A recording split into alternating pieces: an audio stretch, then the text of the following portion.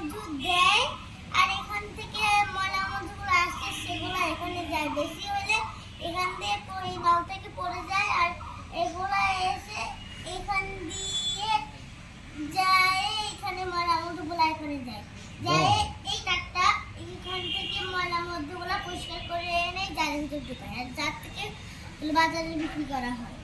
আচ্ছা, আপনি এই জানেন কিভাবে বিক্রি করা হয়? সেটা হলো হ্যাঁ, যখন বিক্রি করা হয় হলো কি বলে জার থেকে অল্প একটু করে এখানে ঢেলে খাওয়ানো হয়। কাকে খাওয়ানো হয়? সব বলে যারা কাস্টমার আসে তাদেরকে এটাতে খাওয়া হয়। কেন খাওয়ান, কেন খাইতে দেন? ওরা চায় খেতে।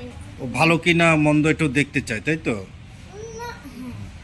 আচ্ছা, এবার একটু আমাকে একটু বলুন তো, এই আইডিয়াটা মধু সংগ্রহ যে প্রক্রিয়া, আপনি একটা মৌচাক থেকে মৌমাছিরা মধু সংগ্রহ করছে, আবার একটা নল দিয়ে সে ময়লা মধুগুলো এক জায়গায় জড়ো করছেন, তারপরে আবার সেই মধুগুলো একটা পরিষ্কার মধু জারে আনছেন, এই আইডিয়াটা কোথায় থেকে পেলেন আপনি?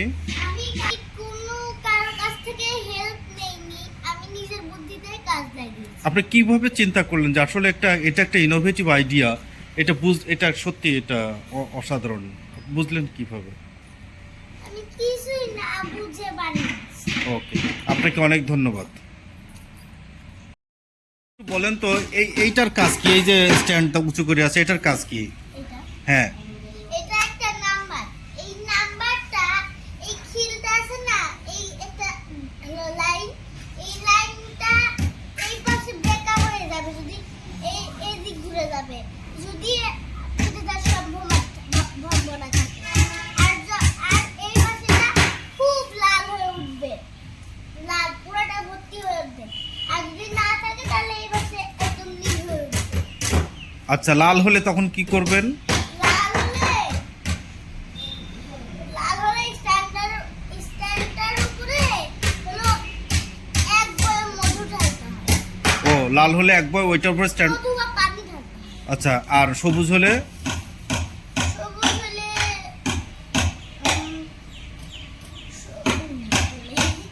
সবুজ তো এখানেই নাই, আচ্ছা, সবুজ এখানে হবে না। ও আচ্ছা, ঠিক আছে। আর এই বয়ামে মধু যখন ভর্তি হয়ে যায় তখন কি করবেন? ভর্তি হয়ে গেলে তারটা খুলে এখানে রাখতে হয়, আর যখন মধু পড়ে যায় কিন্তু মধুটা পড়ে না, এখানে যখন এই তারটা এভাবে খোলা হয় তখন অটোমেটিক বন্ধ হয়। মধু আসা বন্ধ হয়ে যায়। হ্যাঁ, আর আসা বন্ধ হয়ে যায়, আর যখন জারের মধ্যে ঢোকানো হয় তখন অটোমেটিক চালু হয়ে যায়।